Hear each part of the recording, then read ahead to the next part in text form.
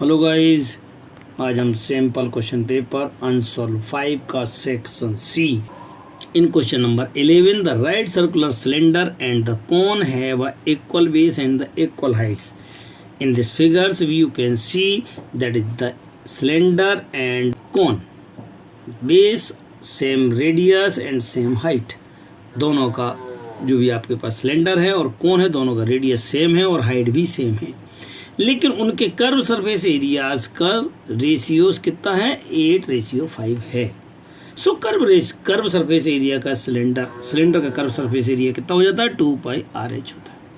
And the curve surface area of a cone equals to πRL. What is the L? L is the slant height, and the slant height using to the Pythagoras r² plus h². Putting the value in here and get the curve surface area of a cone equals to πr root of a r² plus h². According to the questions, their areas ratio is the 8:5. So, curve surface area of a cylinder upon curve surface area of a cone equals to 8/5. Putting the both formulas 2πRh and πr root of a r² plus h². πr से πr cancel, कितना बचेगा आपके पास? 2h upon में root of 2h upon में root of 2 से इसको cancel करेंगे, कितना जाएगा? 8. After all both side squaring, जो बचा हुआ आपके पास कितना बचा हुआ आपके पास? h upon root of r² plus h² and 4/5.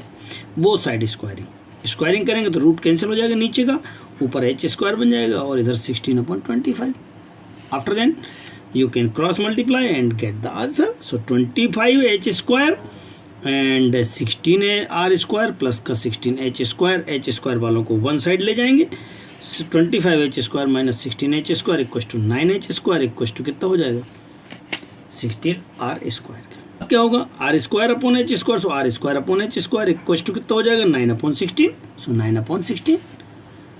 Both side taking the root, square खत्म हो जाएगा, यहाँ का स्क्वायर हटाएंगे, इधर रूट लग जाएगा. सो 9/16 और 9 का स्क्वायर रूट 3 होता है, 16 का 4 होता है. That means the ratio of r and h equal to कितना हो जाएगा? 3:4. Therefore the hence the ratio between the radius and the height is the 3:4 is complete answer.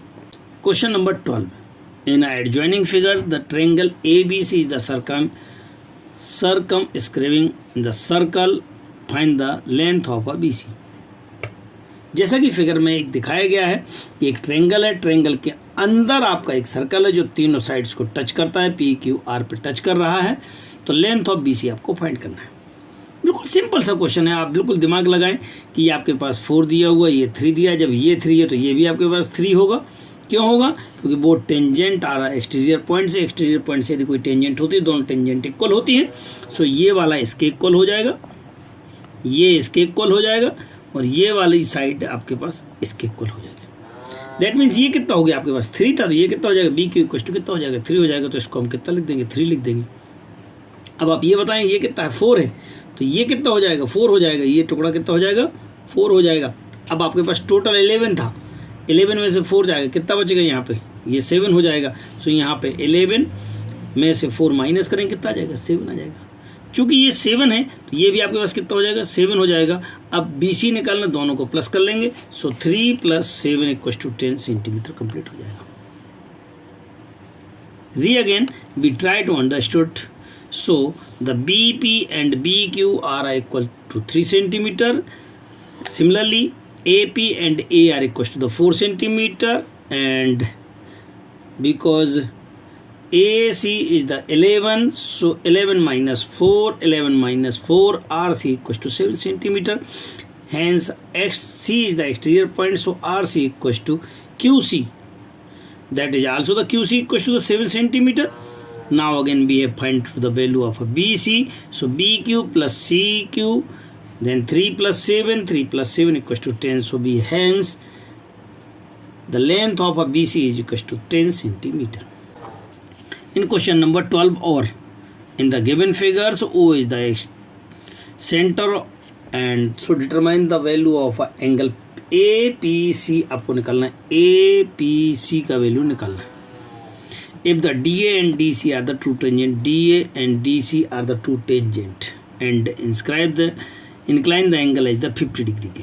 ये 50 डिग्री है क्योंकि ये 90 होता है, ये सेंटर रेडियस हो गया, ओ ए ज्वाइन को ओ ए से O A and O C R 2 radius, that means angle A and angle B, angle 1 and angle 2 is equal to the 90.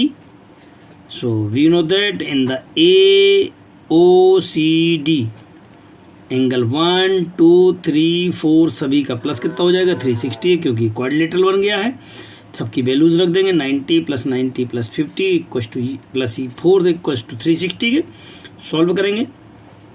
Angle 4 equal to 130 degree. ये 130 हो गया तो ये वाला कितना होगा, सो इसको निकालने के लिए 360 में से माइनस करेंगे। So angle 4 is equal to 360 minus reflex angle equal to 360 minus 130 is equal to 230. Now we know that an angle inscribe any arc with the center is the double of a circumference angles. Angle subscribe an angle is the double of a circumference. Centre पर जो बना हुआ angle होता है वो circumference पर बने हुए एंगल का जस्ट डबल होता है. So we have angle A P C. Angle A P C is the half of our reflection. इसका फिर ये वाला हाफ, इसका हाफ होगा, इसका हाफ करेंगे. हाफ कितना हो जाएगा 115 के. तो हम कह पाएंगे angle A P C is equal to 115 degree angle हो. In a question number 13 case study first. An electrician has to the repair to the electric fault on a pole. The height is the 5 meter. एक आपके पास पोल है, यहाँ पे 5 metre height पर एक पोल है. यहाँ से वायरिंग गई हुई है. आपको चूँकि ये जो इलेक्ट्रीशियन है वह सीढ़ी पर चढ़ करके यहाँ इस पॉइंट तक पहुँच जाता है और वह 1.3 मीटर तक ऊपर वह काम कर लेता है. ऐसी स्थिति में आपको लेंथ ऑफ लैडर निकालना और distance of a ladder from the foot of a pole. According to the question and figure B using to the, ये आपके पास 1.3 है, टोटल आपके पास 5 था. तो B D is equal to कितना हो जाएगा, B D is equal to 5 minus 1.3 is equal to 3.7. According to the question B using to the triangle of A B C D sin 60 is equal to perpendicular upon hypotenuse. So 3.7 upon hypotenuse, that means the 7, and cross multiply we have y equals to 3.7 into 2 upon root of 3. After then rationalization, multiply the root of 3 in the both numerator and denominator. Putting the value of a root 3 is equal to 1.73 and root 3 and root 3 is equal to the 3. We can multiply of a given numbers and dividing by the 3, then get the answer is the 4.28 meter approximate. Now again we find the distance, the foot of a ladder and foot of a pole, that is the x. So in triangle BCD, tan 30 degree is equal to perpendicular upon tan 60 degree perpendicular upon base. So tan 60 degree perpendicular upon base, perpendicular is the 3.7 meter. Be using to the values of tan 30 is equal to root 3 and cross multiply. Then we have x is equal to 3.7 upon root of 3. Rationalize, and after then values, putting the root of 3 is equal to 1.73 and equals 3 divided. Then we get the 2.14 meter. That means we have distance with the foot of a ladder to the pole is equal to 2.14 meter is your complete answer. Number 14 case study. India is the competitive manufacturing location due to the low cost of manpower and strong technical engineering capable, contributing of a higher quality production runs.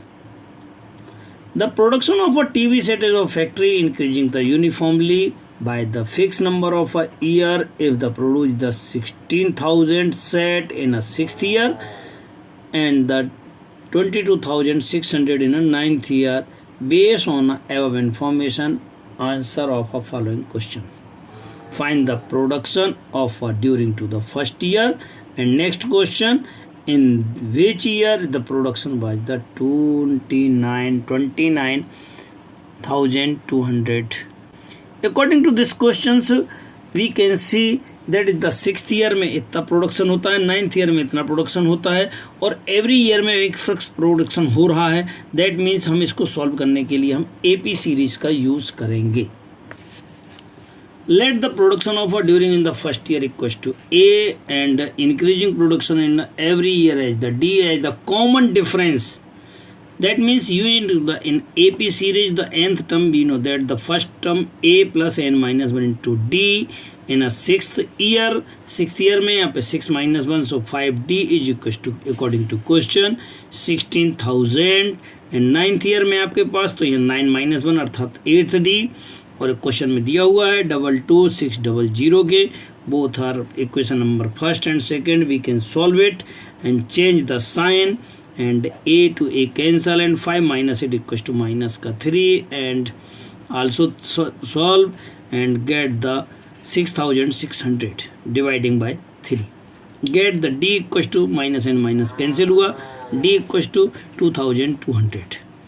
Using the first equations we have putting the value of a D is equals to 2200 and we can solve multiply by the 5 and 11,000 subtract from the 16,000 this type we get A equals to 5,000 that means therefore the first year production A equals to 5,000.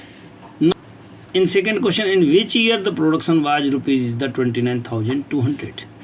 Let be the number of year equals to the nth year the production was the 29200.